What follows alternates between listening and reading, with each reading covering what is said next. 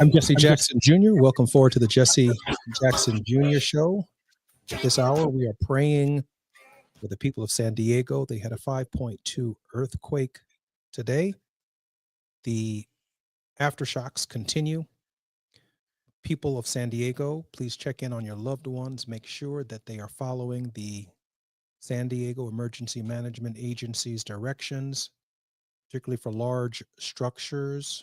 We understand that there are no fatalities at this hour.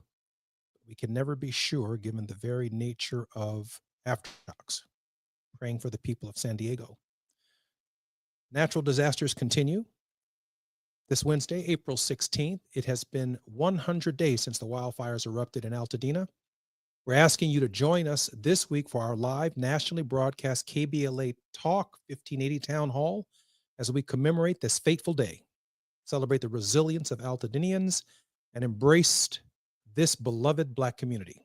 We'll be giving away air purifiers and $100 gift cards to survivors. So please come join us this Wednesday from 4 p.m. to 6 p.m. for our town hall, the Altadena Eaton Fire, 100 days and counting. The event is free, but you must register at kbla1580.com, where you will find all of the pertinent details about the town hall. KBLA is honored to be engaged with the people of Altadena to ensure their safety and the quick rebuild of their community. Today, our very special guest is Dr. William J. Barber II. Dr. Barber is a professor in the practice of public theology and public policy and founding director of the Center for Public Theology and Public Policy at Yale Divinity School. He serves as president and senior lecturer of Repairers of the Breach, co-chair of the Poor People's Campaign, a national call for moral revival, bishop of the Fellowship of Affirming Ministries, and has been pastor of the Greenleaf Christian Church, Disciples of Christ, in Girlsboro, North Carolina for the past 29 years. He is the author of 4 books. We are called to be a movement. Revive Us Again. Vision and Action in Moral Organizing. The Third Reconstruction. Moral Mondays, Fusion Politics, and the Rise of a New Justice Movement and Forward Together, a Moral Message for the Nation. Bishop Barber served as president of North Carolina NAACP from 2006 to 2017 and on the NAACP's National Board of Directors from 2008 to 2020. He is the architect of Forward Together, moral movement that gained national acclaim in 2013 with its Moral Monday protests at the North Carolina General Assembly in 2015. He established Repairers of the Breach to train communities in moral movement building through the Moral Political Organization Leadership Institute and Summit trainings.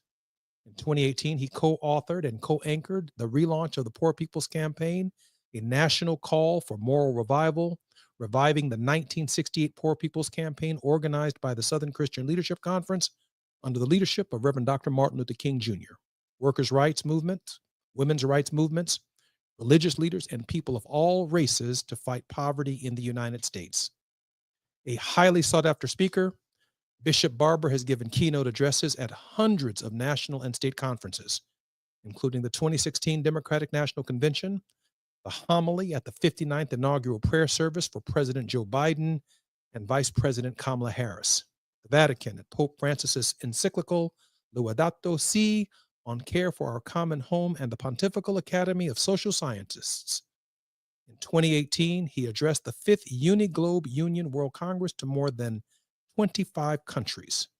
Bishop Barber is regularly featured in media outlets such as MSNBC, CNN, the New York Times, the Washington Post, and The Nation magazine. He was named one of 2020's BET 100 Entertainers and Innovators, and he is one of the 2019 recipients of the North Carolina Award, the highest state's civilian honor. He is 2018 MacArthur Foundation Genius Award recipient and a 2015 recipient of the Franklin Delano Roosevelt for Freedom's Award and the Puffin Award. Bishop Barber has been honored with more than 10 honorary degrees conferred upon him. He earned a bachelor degree from North Carolina Central University, a Master of Divinity from Duke University, and a Doctor of Ministry from Drew University with a concentration in public policy and pastoral care. Bishop Barber is our very special guest after the break. I'm Jesse Jackson Jr. We are going to be coming forward with Dr. Barber shortly after the break, but I do want to say this about him before we go forward. Dr. King, his last effort was a poor people's campaign organizing poor people around our country. Dr. Barber took my father to Washington, D.C., and he shared with my father that he wanted to begin and pick up where Dr. King left off.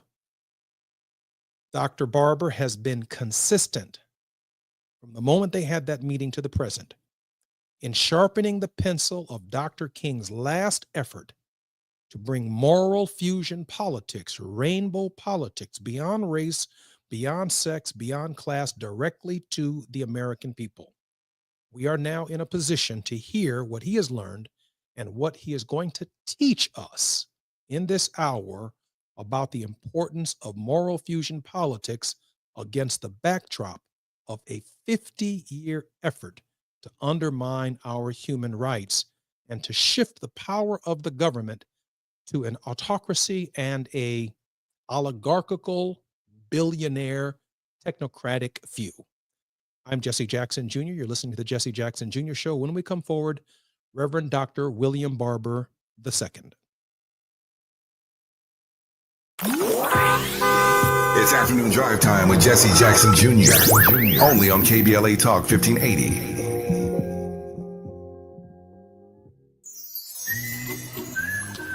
Before the fire, Altadena was a real-life Wakanda.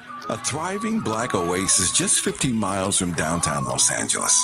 80% black residents were homeowners, building intergenerational wealth against the odds. It was a hub of black-owned businesses, churches, and cultural institutions. It stood as a symbol of black resilience and economic independence. Then, in a matter of hours, it was gone. The fire tore through homes, swallowed businesses, and left behind a painful void. But was it just an unstoppable act of nature, or was negligence involved? Did officials ignore early warning signs? Were the response efforts delayed or insufficient? What role, if any, did corporate or government failures play? Survivors are demanding answers. Don't miss our KBLA Talk 1580 Town Hall. The Eden Altadena Fire, 100 days and counting, on Wednesday, April 16th, 4 to 6 p.m. at the Robinson Park Recreation Center, 1081 North Fair Oaks in Pasadena. Join Dominic DePrima, Nee Cordelai Corte, James Farr, Tavis Smiley, and a panel of survivors, community leaders, and experts as we commemorate day 100 since the wildfires flared up, and we discuss where we go from here. It's KBLA's Eden Altadena Fire, 100 days and counting Town Hall, Wednesday, April 16th, 4 to 6 p.m. at the Robinson Park Recreation Center in Pasadena. Light refreshments to follow. Admission is free, but sign-up is required at our KBLA1580.com website. The first 100 attendees will receive a complimentary air purifier. This is a community call to action brought to you by KBLA Talk 1580 and Quinn Emanuel Trial Lawyers. At KBLA Talk 1580, we've got your black. Now back to more of Jesse Jackson Jr. on KBLA Talk 1580.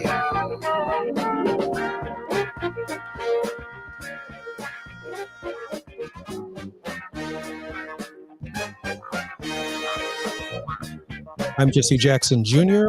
Welcome forward to the Jesse Jackson Jr. Show. My very special guest, Dr. William Barber. Dr. Barber, welcome to the show. Let me be post-haste in just saying that what we see happening now has been 50-some years in the making.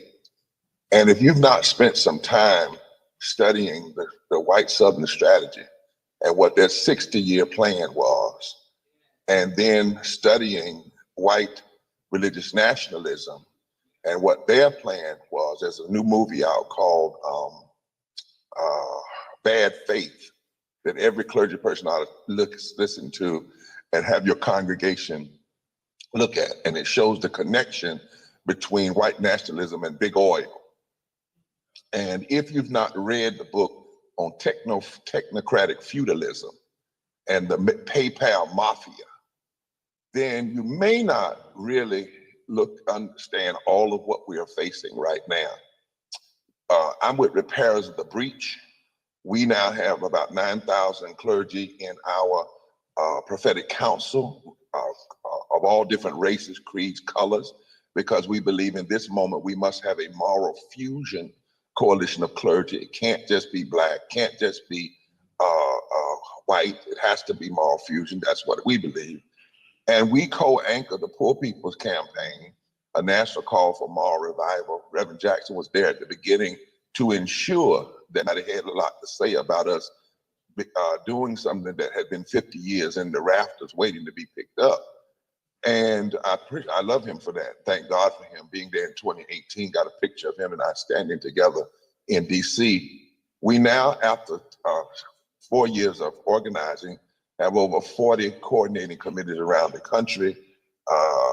Each one of them has a connection of about 30,000 people, which gives us ability to reach about 1.2 million people when we reach out. Last year, knowing what was coming, we decided to have a massive mobilization in DC, brought together nearly 100,000 people in person and over 5 million online. But more than just having an action in DC, our goal was to obtain 12 million poor and low-wage voters in this country who have been infrequent voters. Because when we looked at the data, we found out that there's not a state in this country that's a so-called battleground where poor and low-wage people now today don't represent at least 43% of the electorate. And in the states, other poor and low-wage people represent 30% of the electorate. There's not a state in the country where if 15% of poor and low-wage voters that have not voted would be organized around an agenda that they could not fundamentally shift the voting outcomes in that state. We looked at the fact that it was actually a lie that poor and low-wage people were voting against their own self-interest, especially even whites. And the fact is that the majority of poor and low-wage voters, when they voted, were voting for candidates that stood for living wages and health care. But the problem is there was 87 million poor and low-wage voters. Only 57 million voted in 2016 then 2020, and 30 million didn't. And most, if you notice in our presidential debates, in our congressional discussions, even in the news media, you never hear the plight of poor and low-wage people lifted up. In fact, in 2021, we pushed to get living wages in the Congress. Bobby Scott and Nancy Pelosi and others, we pushed and pushed and pushed till they got it through the House. It went to the Senate.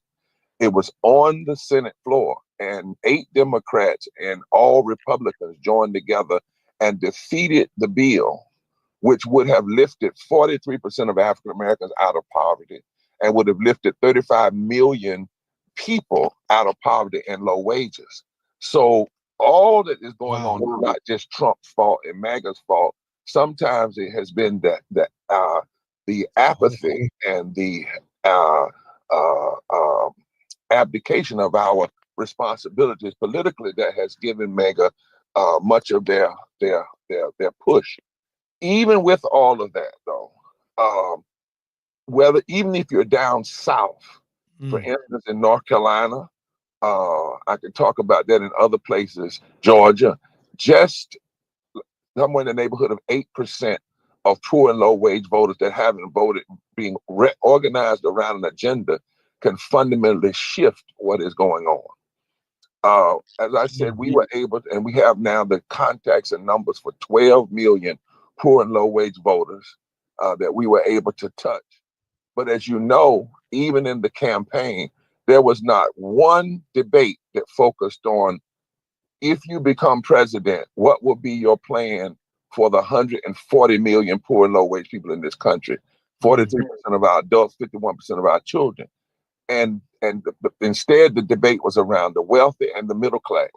And the very group, we did a study, yourself, with Columbia University and Howard and Harvard.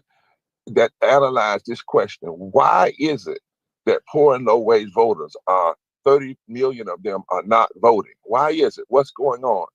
The number one reason, whether it's in East Kentucky, in the mountains of Kentucky, where we have been and spent a lot of time, or if it's down in the Delta of Mississippi, whether it's in the Bronx, New York, or into Tenderloin in San Francisco, where we've been, the number one answer was nobody talks to us.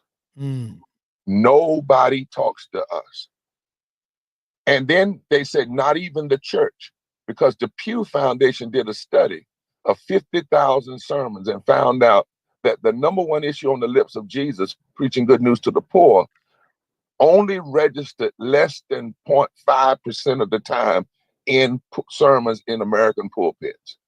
That 99.5% of the time, the thing that Jesus majored in is not even talked about in the pulpits of America. Mm. So, Father Flagger, you're exactly right.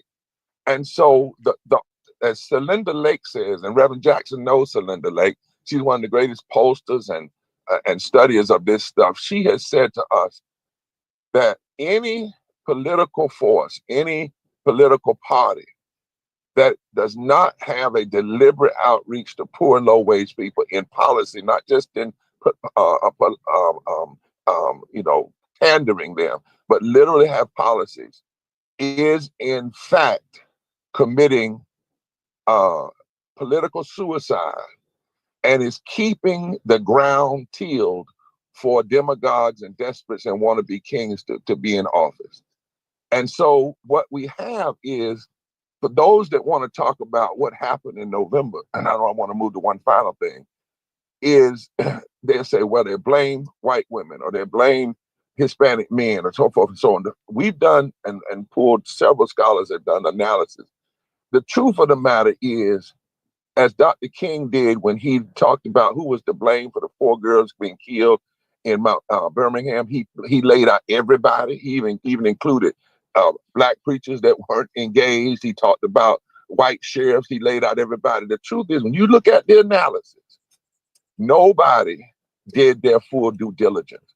And the fact is, this last year was the first election where poor and low wage voters voted 1% higher for the Republican candidate than they did the Democrat. In beforehand, those that did vote at least voted in the majority for the more quote unquote progressive candidate. Now, if folk are saying nobody's reaching them, and when I've sat with coal miners, black and white, in East Kentucky, that's their message as well. And we know that what we have is an election that took place where the person that won didn't really win as much as the battlefield was not full of all of the people that could have been on it. And we need to study this data. And I don't have time to go into all of it, but Yusef, anytime we want to come up, we've actually have it in 1, 2, 3 form. I can send some of it to you where we've broken it down by states. And we know exactly where the precincts are. We know exactly where the numbers are, because that's what we're going to have to do for the long-term action. In this moment that we're in, and I told you, Seth, I wanted to talk some about this.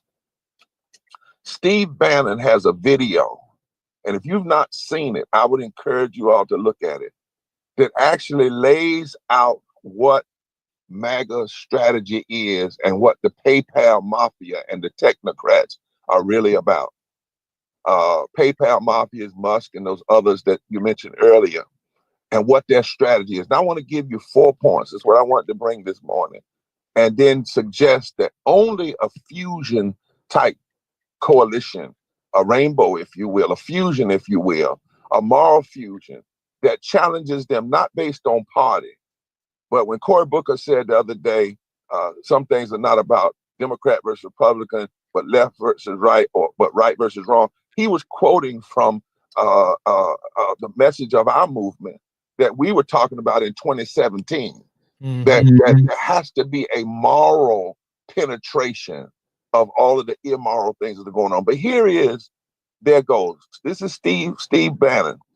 He said, we told the president to give us 100 days of thunder. use the executive orders to Mm. create chaos. Write any executive order up you want to write up. Do anything you want to do, knowing that executive orders do not carry the weight of law.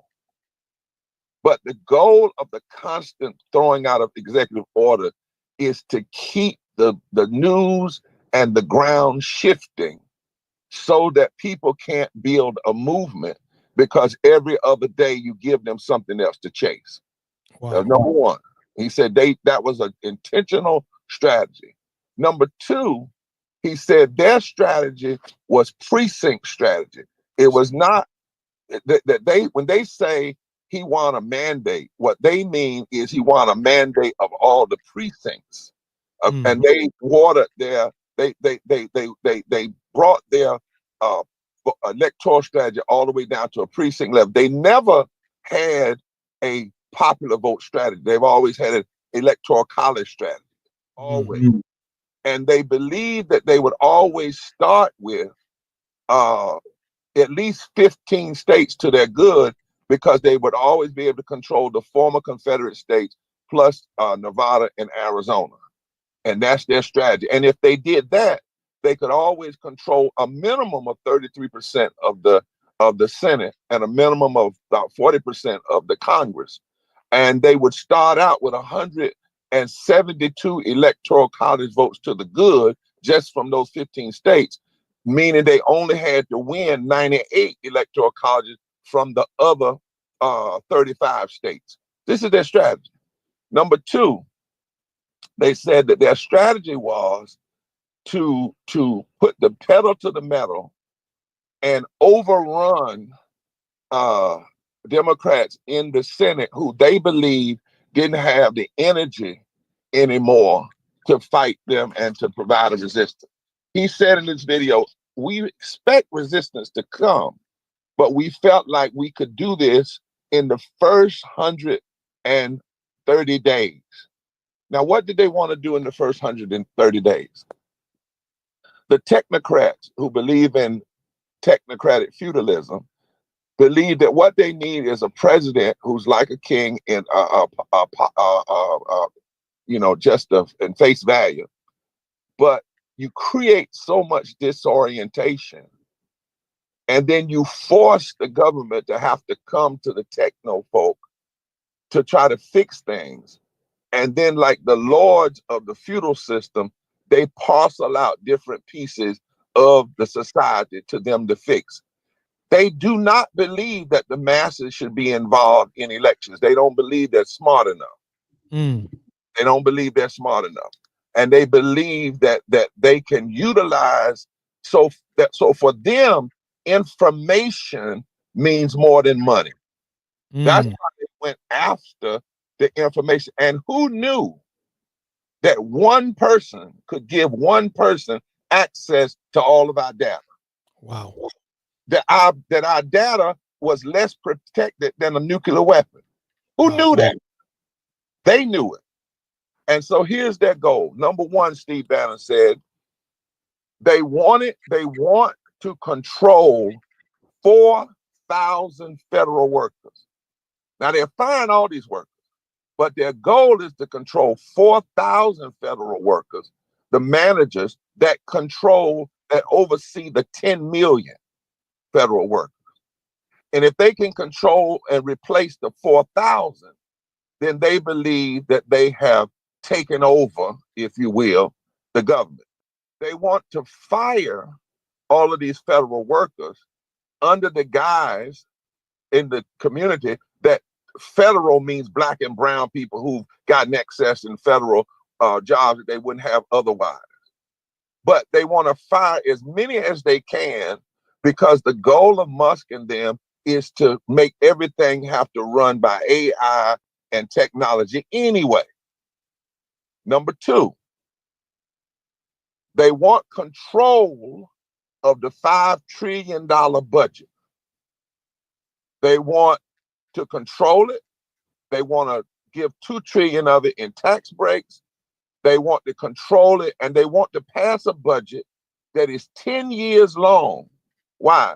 Because in 2035, the country in America for the first time in the Western Hemisphere will be majority minority, black, brown.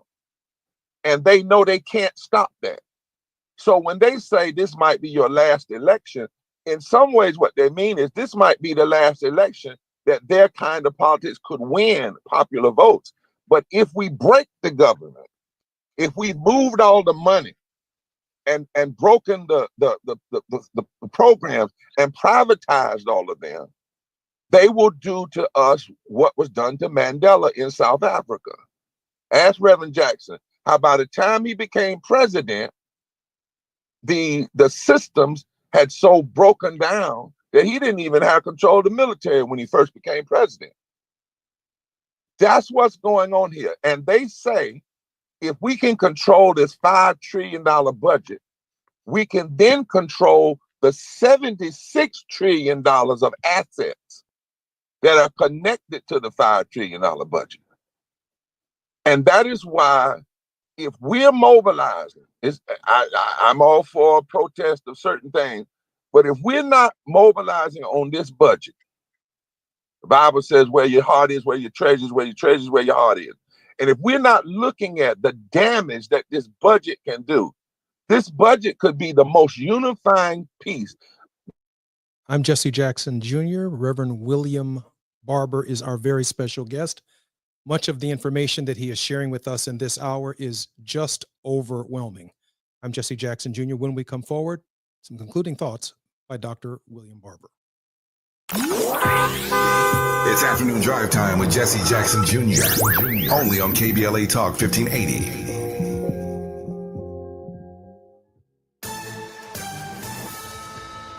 I'm Amber Payton with 4 Things You Should Know with BIN News. Harvard professors are suing the Trump administration over threats to pull $9 billion in funding unless the school ends its DEI programs, calling it a violation of the First Amendment and Civil Rights Act. Maryland's Black Attorney General Anthony Brown and 19 other attorneys general are challenging a Tennessee law that criminalizes helping minors get abortion care out of state. They argue it's unconstitutional and endangers minors' health. Washington, D.C. leaders are urging the House to pass a Senate bill restoring over $1 billion to the city's budget. With no vote yet, Black Mayor Muriel Bowser has delayed the next budget to avoid major cuts. And James Madison University in Virginia is ending its DEI programs after a unanimous board vote. 4 staff positions are being cut. The move follows President Trump's executive order threatening to pull federal funding from schools that keep DEI initiatives. Get BIN News on demand 24/7 on the iHeartRadio app. Southern California Edison reminds you that downed wires are dangerous. Never approach or touch a downed wire or anything in contact with it. Stay away and call 911. Learn more at sce.com/stay safe. This is the KBLA Sports Minute with Ray Richardson. North Carolina A&T University was the site for the first class of the Black Sports Writers Hall of Fame. The event on the HBCU campus was Sunday in Greensboro, North Carolina. 3 honorees were inducted. Claire Smith, the first female beat writer to cover a team in Major League Baseball. Claire covered baseball and the Yankees for the New York Times for 47 years. Bill Rhoden, a graduate of HBCU Morgan State, was a longtime columnist for the New York Times and now writes for ESPN. Joining Smith and Rhoden is Michael Wilbon, a longtime columnist for the Washington Post and now one of the premier voices at ESPN with his popular show, Pardon the Interruption. Congrats to Smith, Rhoden, and Wilbon for being the first inductees in the Black Sports Writers Hall of Fame. The Dodgers are 3-6 since starting the season 8-0. They dropped to 3rd place in the NL West Division for the first time since June 18, 2023. No debates, no speculation, just the info you need. That's your KBLA Sports Minute. I'm Ray Richardson on KBLA Talk 1580.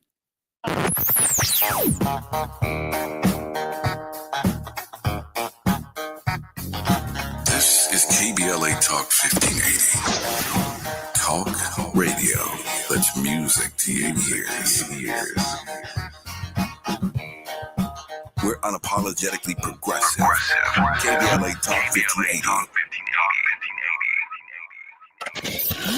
We've got a lot to talk about. I'm Reverend Gerald, the life coach. Is someone you love struggling with addiction and mental illness? Is improving your family's health important? Want to leave a legacy that your family can grow? Are you ready to enhance your perception of life experiences? Then wake up weekends at 7 a.m. with Urban Family Focus and get the wisdom, opportunity, resources, and motivation to live your best life. Join the conversation on Urban Family Focus Saturday and Sunday at 7 a.m. Unapologetically progressive. KBLA Talk 1580.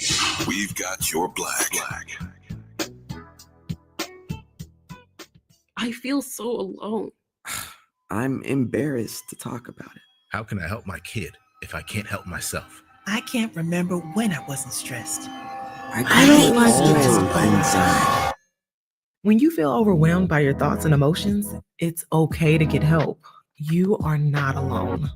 CalHope is here for you with free, safe, and confidential mental health resources for youth, young adults, families, and you. Find support now at calhope.org. During this time, it's important for everyone to know your rights. The 4th, 5th, and 6th Amendments in the U.S. Constitution protects every one of us, regardless of immigration status. The 4th Amendment requires a judicial warrant to search your home. The 5th protects your right to remain silent, and the 6th gives you the right to an attorney. Just remember, No warrant, no key, my privacy. You don't have to speak.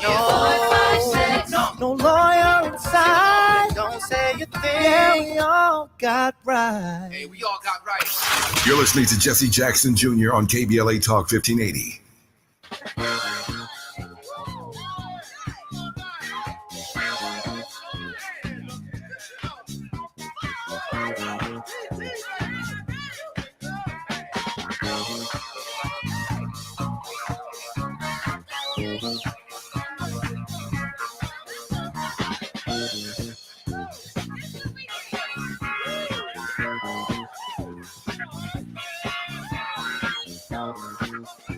I'm Jesse Jackson Jr. Welcome forward to the Jesse Jackson Jr. Show. My very special guest is Reverend Dr. William Barber, who has been sharing some very, very critical information for us in this struggle for justice. It's going to take a minute to unpack it all. Let me go right now back to Reverend Barber. Reverend Barber, welcome back to the Jesse Jackson Jr. Show. Inside of that budget that they want to control, they want to cut 36 million people from Medicaid. Wow. And they're close now.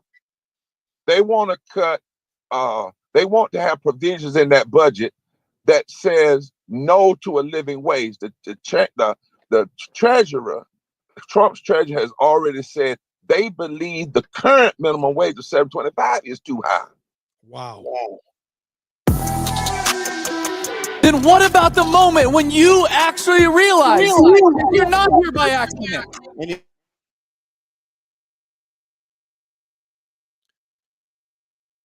I'm Jesse Jackson Jr. We have a technical difficulty. Raising the minimum wage that hadn't been raised since 2009.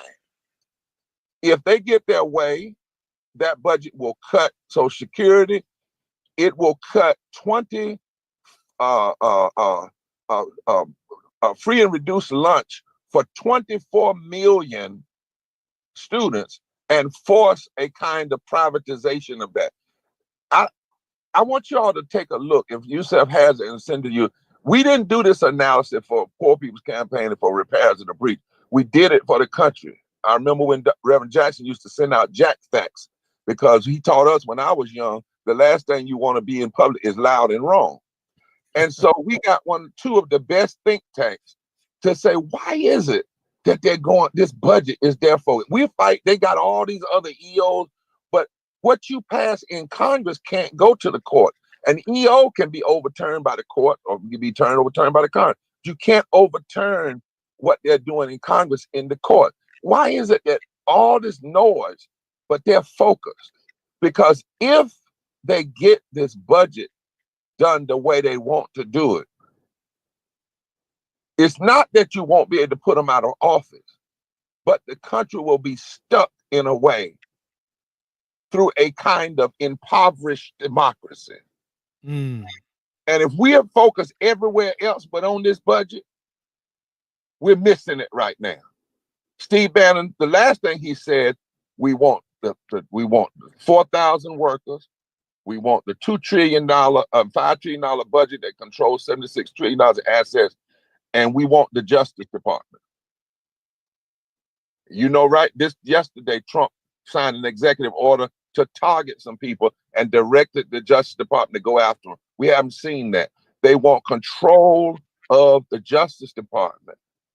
And the fourth thing Bannon said they wanted was control of the military, which is why in that budget, they are asking for another $98 billion to go into the Pentagon budget, which will bring us to over $1.1 trillion military budget. If you cut that budget in half, America would still have more money in its military, what we call the war economy, than Russia, China, North Korea, Iran, and Iraq combined. Mm. And the $98 billion that they want to put in there now is enough money to guarantee everybody health care, every child free lunch, so forth and so on. Brothers and sisters, I want to stop there. And I'm sitting here floored. I'm baffled. While we're chasing executive orders, Bishop Barber has said, they are working on a plan to take the federal budget, a $2 trillion tax cut for the wealthiest of Americans who don't need it, leaving a $3 trillion federal budget, gut Social Security, gut Medicare, overwhelm the federal budget with $1.1 trillion in military spending. And if we just cut the military budget in half, we will still be having more money being spent on military expenditures per annum than Russia, China, North Korea, and Iran, our public enemies, together.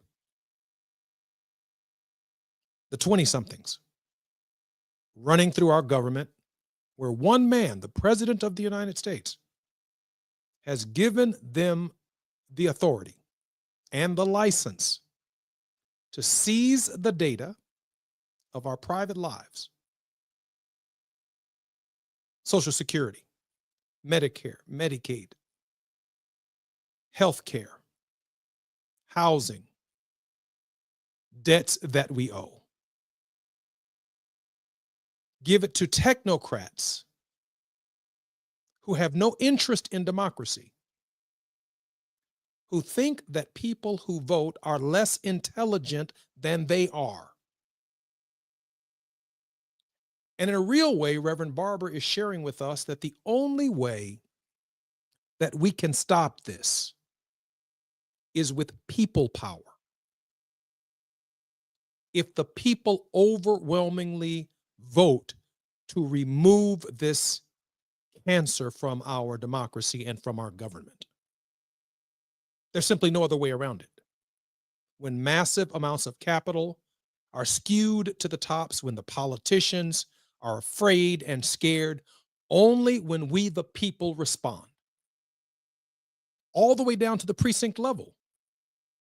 While we're focusing on a popularity contest, who's the most popular Democrat? Is it Gavin Newsom? Is it Kamala Harris? Is it J.B. Pritzker? Is it Rahm Emanuel? Really? I mean, really? Rahm Emanuel? Popular? No, they're focusing on a precinct by precinct strategy. Where in the last election, they only won the presidency by 1 or 2 votes per precinct. And on a precinct by precinct basis, they did achieve a mandate. They did not achieve a mandate in Congress.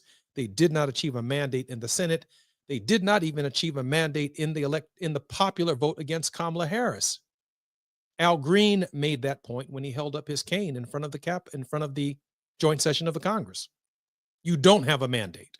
And you certainly don't have a mandate to cut Medicaid, he said. He said it right here on our program. But he also acknowledges, Al Green and others, that we do not have an organization in this country, the one that Reverend Barber is trying to build, the one that Yusuf, my younger brother, building upon my father's legacy, is trying to build, the one that Reverend Sharpton, chapter by chapter, is trying to build with more than 100 chapters around the country, and Reverend Barber boasts a list of more than 9,000 clergymen and women who are like-minded in their understanding. Why clergymen? Why clergywomen? Because they speak to more people every week than you do.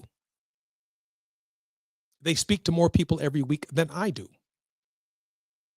They have a broad base of people who have a broad base of needs. They're white, they're black, they're brown, they're striped, they got polka dots, they got rainbows. They come from all different facets of American life, because Chicago can't win or stop this movement alone.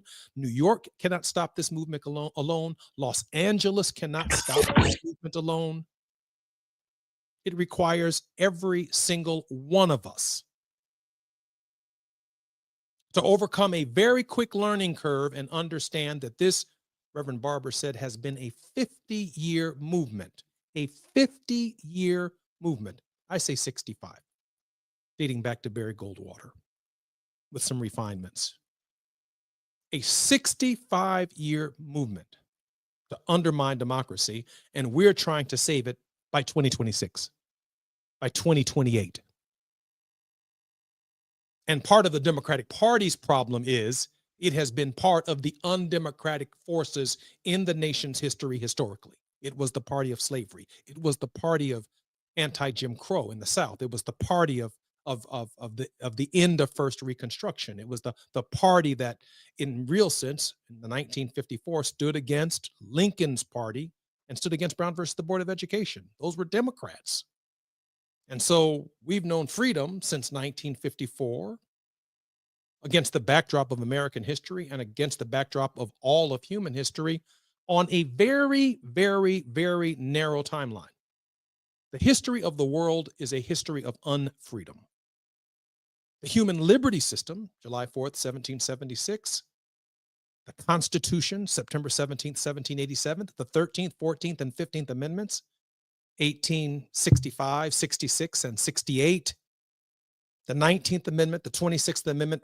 Freedom is a new concept. Democracy is a new concept in human history. I'm Jesse Jackson Jr. When we come forward, I will opine on a few final thoughts about Reverend William Barber's thoughtful, insightful commentary.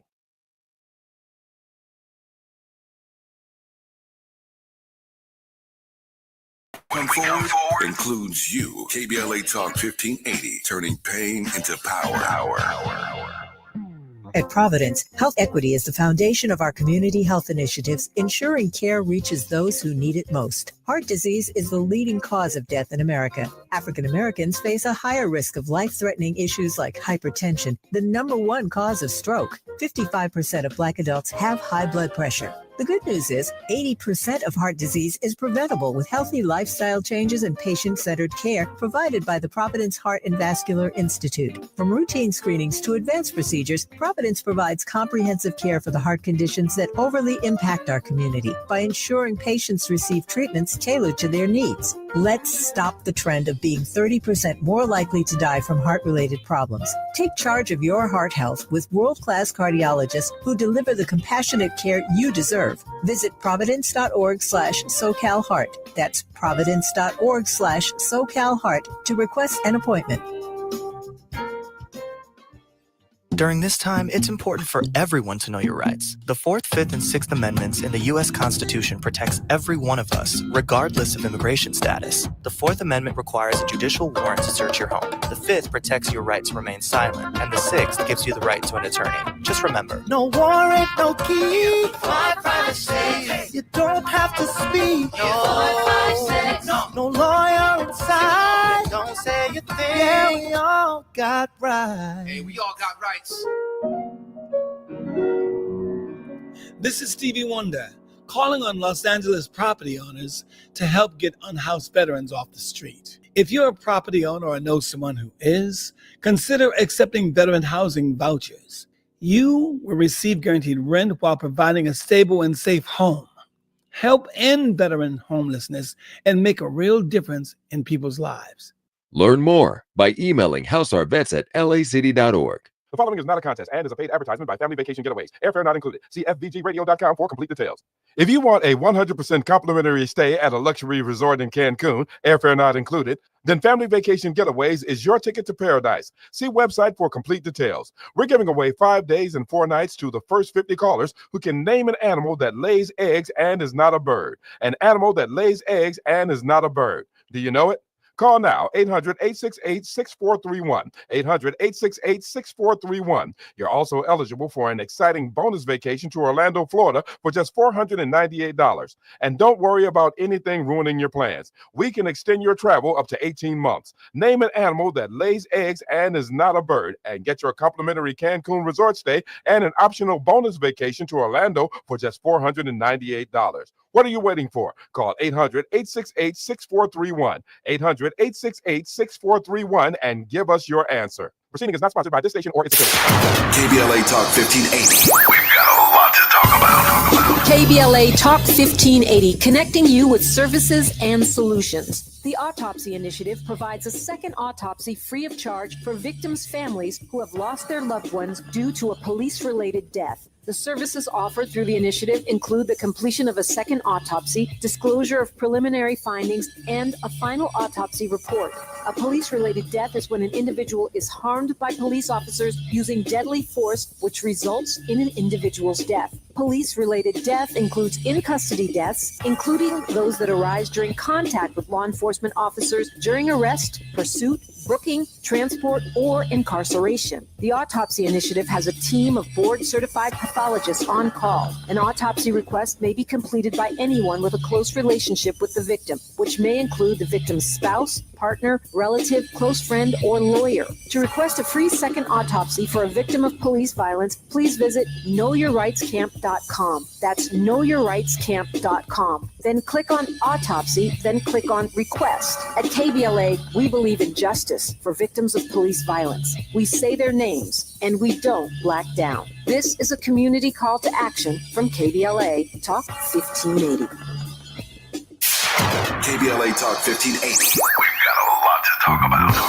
KBLA Talk 1580 is committed to self-care and community well-being. Walk Good LA was formed in June 2020, inspired by the Black Lives Matter movement and the beginning stages of the COVID-19 pandemic. What began as a few minutes of breath work and yoga meditation before protests against police brutality turned into a safe space for the community to heal in hard times. The immensely positive response from the community transformed the momentum into a movement. Today, Walk Good LA is a Black and Brown-led community wellness organization based in Los Angeles. They provide spaces for healing through community yoga classes, guided meditations, hikes, run clubs, and other activations throughout Los Angeles that attract hundreds of members weekly. With the help of Propel and Michael B. Jordan, they now have a yoga and wellness studio in Los Angeles called the Walk Good Yard. To join their mailing list and connect with healing spaces, please visit walkgoodla.org. That's walkgoodla.org. Or find them on Instagram at walkgoodla. This is a community call to action, a community call to healing from KBLA Talk 1580. Now back to more of Jesse Jackson Jr. on KBLA Talk 1580.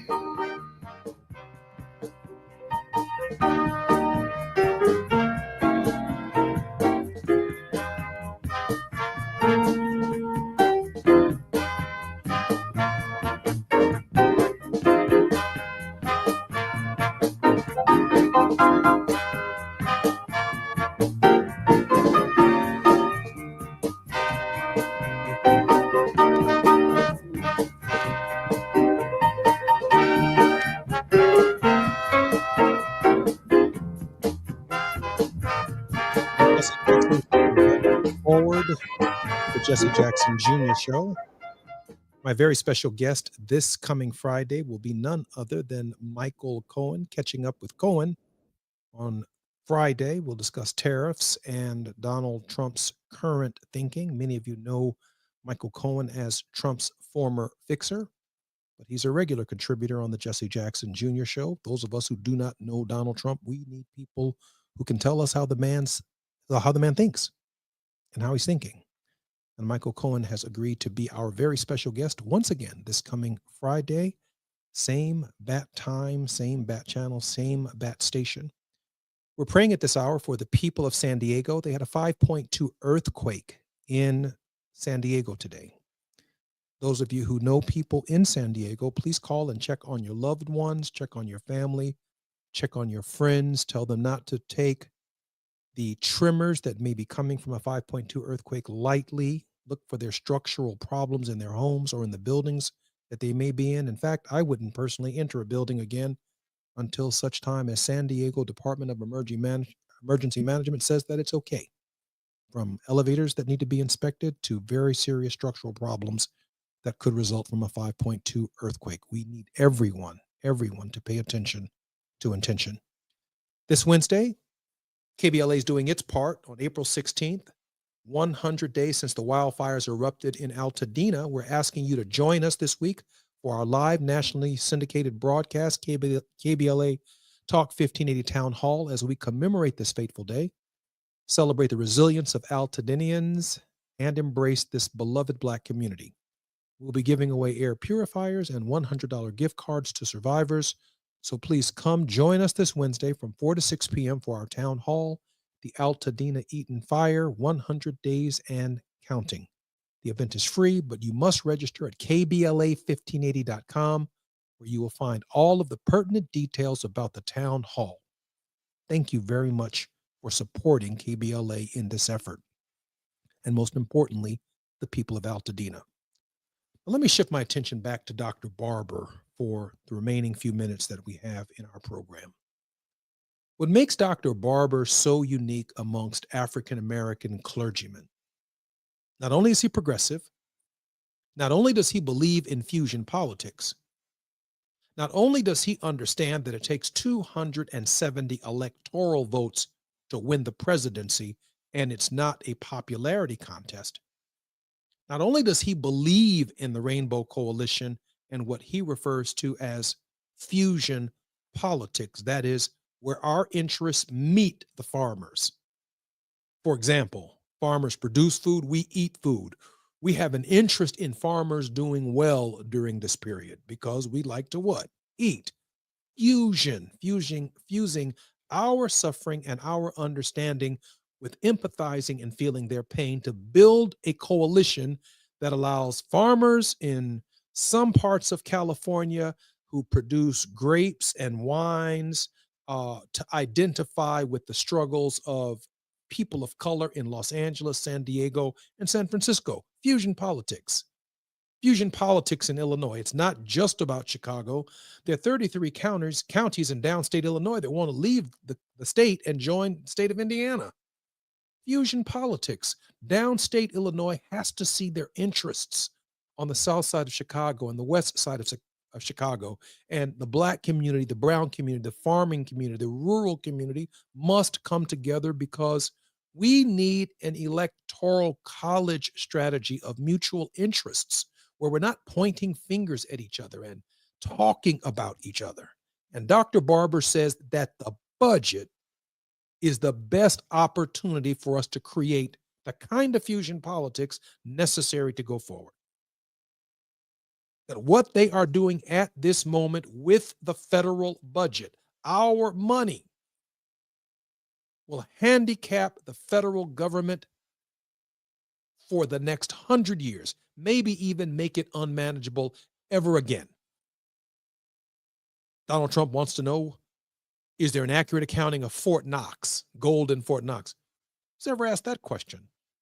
I mean, it's impossible to break into Fort Knox. Of course, there's an accurate accounting of gold in Fort Knox, but why is it his business? It is not his business.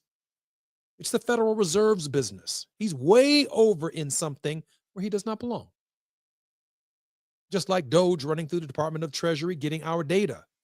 Young 20-somethings, they are way out of bounds, doing something they shouldn't be doing and do not belong there. Raiding the Social Security office and firing Social Security employees, people who handle other people's problems, benefits, and have mercy on their problems, but they also follow the law. Artificial intelligence doesn't have to make those considerations.